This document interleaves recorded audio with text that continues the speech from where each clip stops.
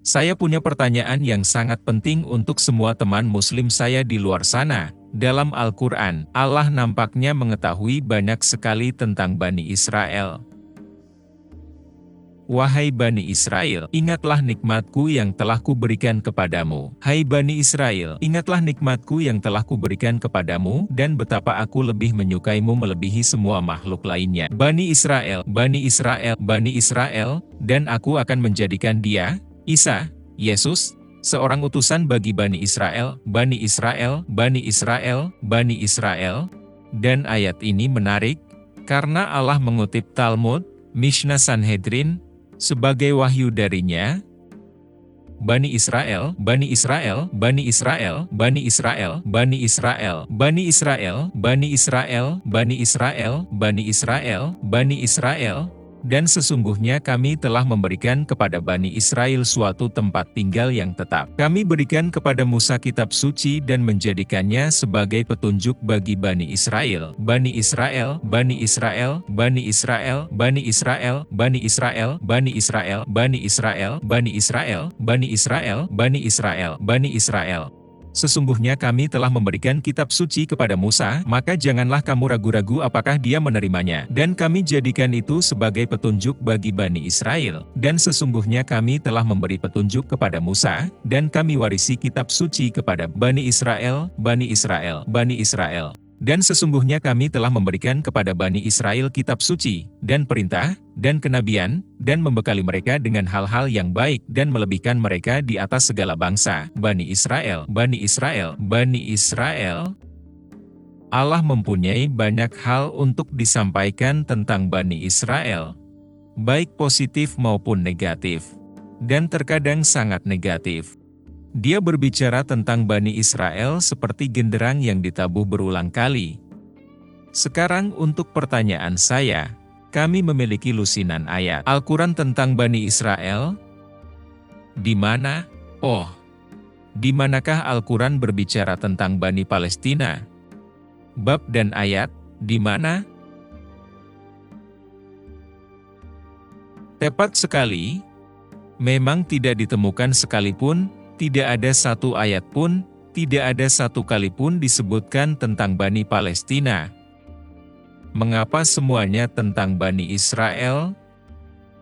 Mengapa Allah tidak mengakui Bani Palestina, kaum Palestina, atau menyebutkannya sekalipun? Tidak ada satu kali pun terdengar. Tidak ada satu kali pun terdengar. Jika saya tidak mengetahuinya, dan saya memang tidak tahu, saya mungkin berpikir bahwa Allah tidak pernah menyebutkan Palestina karena Palestina sebagai sebuah kelompok etnis belum ada pada saat itu, dan agar Anda ketahui bahwa orang-orang Palestina sebagai sebuah kelompok etnis belum ada pada saat itu hingga lebih dari 3.000 tahun kemudian setelah Bani Israel menaklukkan Tanah Suci. Dari sungai sampai ke laut, Allah dalam Al-Quran rupanya tidak mengetahui tentang Bani Palestina. Bani Palestina itu belum ada, karena belum diciptakan. Faktanya, Anda hanya akan menemukan Palestina disebutkan dalam Al-Quran terjemahan modern seperti terjemahan Hilalihan, yang menambahkan Palestina sebagai komentar, ditulis dalam tanda kurung. Seperti dalam surah 5, ayat 21, Wahai kaumku, masuklah ke tanah suci, Palestina, bukan bahasa Arab tapi sengaja ditambahkan, yang telah ditentukan Allah bagimu, dan janganlah kamu lari ke belakang karena takut kepada musuh, maka kamu menjadi orang rugi. Lantas, bangsa manakah yang diperintahkan Allah untuk masuk ke Palestina dan menaklukkan negeri itu? Apakah dia berbicara kepada rakyat Palestina yang hanya akan muncul setelah 3.000 tahun kemudian? Mari kita membaca konteksnya dan mencari tahu. Dan ingatlah ketika Moses, berkata kepada kaumnya, yaitu Bani Israel, Wahai umatku, ingatlah nikmat Allah kepadamu, ketika dia mengangkat nabi-nabi di antaramu, mengangkat dan memberimu apa yang belum pernah diberikannya kepada siapapun di antara kaum Al-Amin, manusia dan jin di masa lalu. Wahai kaumku, masuklah ke tanah suci, Palestina, bukan bahasa Arab, yang telah ditentukan Allah bagimu, dan janganlah kamu lari ke belakang karena takut kepada musuh, maka kamu menjadi orang rugi. Mereka berkata, Wahai Musa, Moses, sesungguhnya di negeri itu ada orang-orang yang sangat kuat dan kejam, kami tidak akan memasukinya sebelum mereka keluar darinya. Jika mereka keluar dari sana, pasti kami akan memasukinya. Berkatalah dua orang di antara mereka yang bertakwa yang telah diberi nikmat oleh Allah, serbulah mereka melalui pintu gerbang negeri itu. Bila kamu memasukinya, niscaya kamu akan menang. Dan hanya kepada Allah lah hendaknya kamu bertawakal. Jika kamu beriman, bagian ini berlanjut, tetapi ini adalah bagian dari kisah Bani Israel yang melarikan diri dari Mesir sebagai tawanan dan menaklukkan tanah Kanaan alias Tanah Suci alias apa yang orang Romawi kafir menyebut sebagai Palestina. Pertanyaannya, orang manakah yang hidup di negeri itu yang pada akhirnya disebut Palestina? Sebelum Bani Israel menaklukkannya, siapa sajakah orang-orang yang ditaklukkan oleh Bani Israel? Orang Kanaan, kaum yang paling kafir dari semua penyembah berhala. Bani Israel menaklukkan bangsa Kanaan. Anda punya dua pilihan di sini.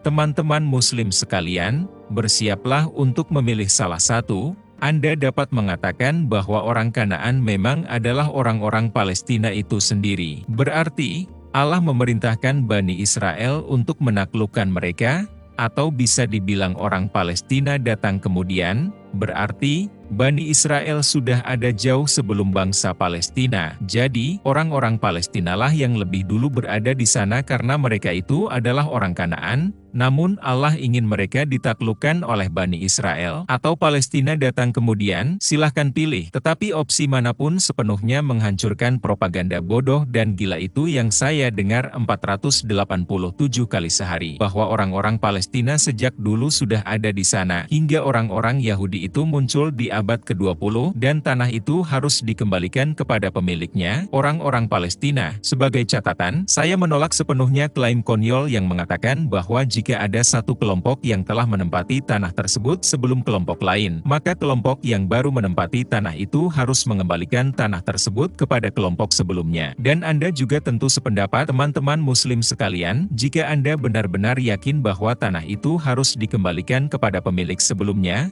berarti Anda harus mengembalikan 49 negara Muslim kepada orang-orang yang ada di sana sebelum Islam mencoba menaklukkan dunia. Anda akan mengembalikan Mekah, karena kota itu ditaklukkan di masa lampau. Anda akan mengembalikan Konstantinopel karena telah ditaklukkan, dan Anda pasti akan mengembalikan Masjidil Haram, yang nampak di belakang saya. Tapi Anda tidak akan pernah mengembalikan apapun karena Anda sendiri tidak percaya pada prinsip moral yang dibuat-buat ini. Mengapa Anda berpura-pura mempercayai aturan yang dibuat-buat padahal Anda jelas-jelas tidak mempercayainya? Alasan utamanya adalah karena Anda sangat membenci orang Yahudi, dan Anda akan mengakui dengan pasti hal itu, tidak peduli seberapa salahnya, tidak peduli bagaimana caranya, betapa konyolnya, tidak peduli betapa munafiknya, selama itu membantu Anda memanipulasi orang bodoh untuk mendukung rencanamu untuk memusnahkan orang-orang Yahudi. Bagian yang paling mengherankan bagi saya adalah bahwa Anda sendiri sedang bertentangan dengan Tuhanmu dan Nabimu sendiri, demi agenda politik Anda. Tuhanmu dan Nabimu mengatakan bahwa Bani Israel menaklukkan negeri itu. Tetapi Anda berkata, tidak. Allah dan Muhammad berbohong, orang-orang Palestina ada di sana, dan kemudian orang-orang Yahudi datang dan mencuri tanah mereka pada abad ke-20, kepada semua umat muslim di luar sana yang tetap mengoceh tentang Palestina sebagai penduduk asli. Selamat! Kalian telah murtad. Anda menolak apa yang Allah katakan dalam Al-Quran karena kamu tidak menyembah Allah, tapi kamu menyembah agenda politik. Seorang Muslim adalah seseorang yang tunduk pada apa yang Allah dan Muhammad katakan. Anda tidak tunduk pada apa yang Allah dan Muhammad katakan. Anda tunduk pada Hamas dan media sosial jihadis dan neonazi dan perguruan dan organisasi yang telah mencuci otak Anda. Dan itu, bukan menurut saya, tetapi menurut Tuhanmu dan Nabimu. Sungguh tak termaafkan yaitu dosa syirik. Adapun penyembah berhala Anda yang sepenuhnya menyembah agenda politik, bantulah semua orang dan hentikan saja usahamu. Dengarkan lagunya, kamu tidak selalu bisa mendapatkan apa yang Anda inginkan, oleh Rolling Stones. Diulang-ulang sampai pesan itu akhirnya meresap. Anda tidak akan merampas Israel. Itu tidak akan terjadi, tidak hari ini, tidak besok, tidak selama Ramadan atau Natal, pastinya bukan untuk Hanukkah, tidak di perahu, tidak bersama kambing, tidak di rumah, tidak bersama tikus. Sadar akan kenyataan ini, dan lakukan sesuatu yang konstruktif dalam hidupmu. Saran saya kepada Anda adalah untuk menggunakan energi protes Anda yang sangat tinggi untuk menyerukan Hamas, melepaskan para sandera dan menyerah.